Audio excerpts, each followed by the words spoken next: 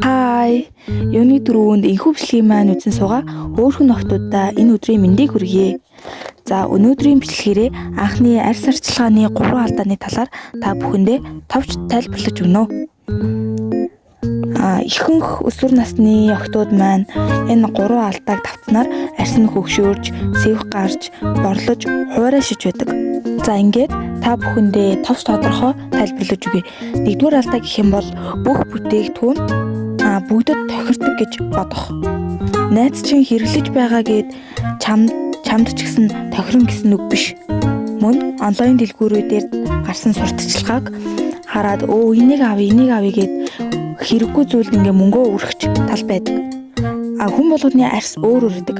Арьс чинь хуурай, тослог, эсвэл холимог гэд тийм 3 янз байдаг. Тэгээд эхлээд өөрийнхөө ингээд арьсны төрлөө ингээ мэдж авах хэрэгтэй. Тэгвэл зөв бүтээгдэхүүн сонгоход амар болно. 2 дугаар алдаа гэх юм бол хэд олон бүтээгдэхүүн зэрэг хэрэглэх. Энэ сайн гэд тэр чидтэй гэд ингээд бүгдийг нь нэг дор түрхэж үзэх тохиолдол их гардаг. Ялангуяа 13-аас 18 насны хоорондох охтууд маань дөнгөж арьсаа арчилж эхэлж байгаа учраас олон зүйлийг туршиж арьсаа гэмтэх тохиолдол гардаг. Бас хэд их бүтээгдэхүүн нь арьсыг цочроож батга үүсгэж магадгүй. Ер нь эхний шатанд энэ 3 зүйл байгтал болно. Нэгд зөөлөн нугаагч. Зөөлөн нугаагч дотроо тосон угаагч, тэгээд хөөс нугаагч гэж байдаг.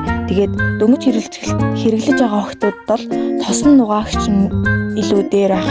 Ягаад гэвэл илүү хөнгөн бүтцтэй арьсыг гэмтээхгүй. За хоёрт нь бол чих шүлэгч тос. За харин гуравт нь болохоор нарны тос. Хэрвээ тод сэвхтэй бас нөсөө толовтой бол анаас үеийг дагаж илүү олон мэдээлэл аваарай. За 3 дахь алдаа гэх юм бол нарны тосоо хэрэглэхгүй байх. Зөвхөн зүүн биш, жилийн 4 нь уйлраад нарны тосыг байнга хэрэглэх нь зүйтэй.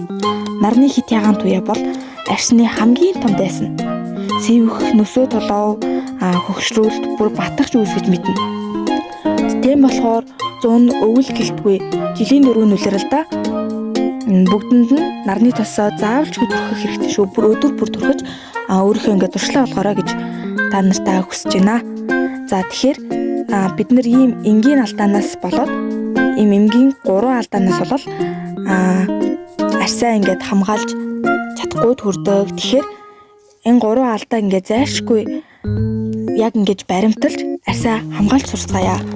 Хэрвээ манай бичлэг таалагдсан бол дараагийн бичлэгээ уулзцгаая. За тэгээд та нар маань комент хэсгээр ингээд яг ямар бичлэг хийлгмээр байгаа тэргээ ингээ гоё бичээд за тэгээд намайг дэмжиж өгөөрэй. Тэгээд би тэрнээс нь харж агаад өөрийнхөө мэддэг хүрээлэлт за тэгээд ном сониноос уншаад өөрийнхөө аль болох чадхаараа та бүхэндээ туслахыг хичээе. За тэгээд таалагдсан бол лайка дараад манаас